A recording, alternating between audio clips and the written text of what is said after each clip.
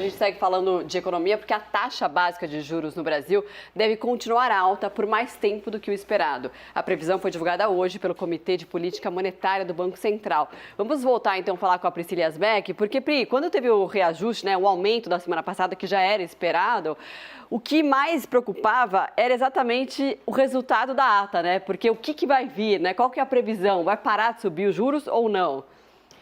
Exatamente, Marcela, porque esse momento é um momento em que os economistas, está todo mundo muito de olho nessa questão dos juros, porque a inflação está superando as expectativas, então é uma questão muito importante. O que a ata trouxe, Os economistas interpretaram que a ata veio um pouco mais dura do que o que era esperado, ou como o mercado diz, um tom um pouco mais hawkish, mais duro. Por quê? Tem um trecho ali específico da ata em que o Banco Central diz o seguinte, que para trazer a inflação para 4% no ano que vem, isso conjuga, de um lado, uma taxa de juro terminal acima do cenário de referência e, de outro, a manutenção da taxa de juro em território significativamente contracionista por um período mais prolongado. Falei um monte de coisa aqui na linguagem do Banco Central, mas o que isso quer dizer? Que a Selic ela tem uma possibilidade de aumentar mais que o esperado, ou seja, a possibilidade de ir além de 13,75%, lembrando que a perspectiva toda é de mais um aumento de meio ponto na próxima reunião do Copom. Então, com essa fala, os economistas já dizem que pode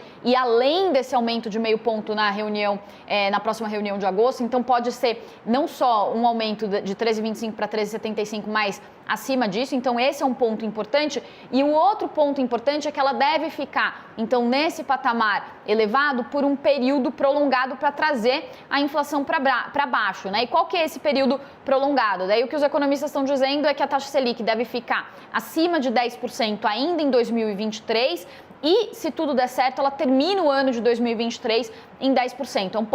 São essas os principais recados.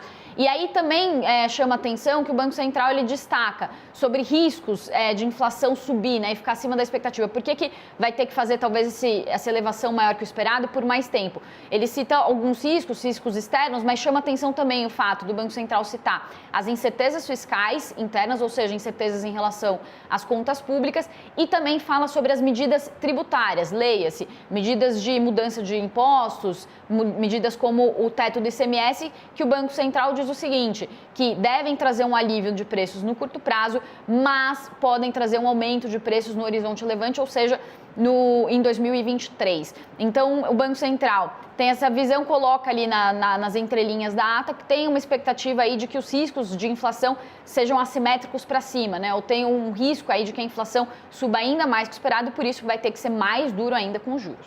Valeu, Pri.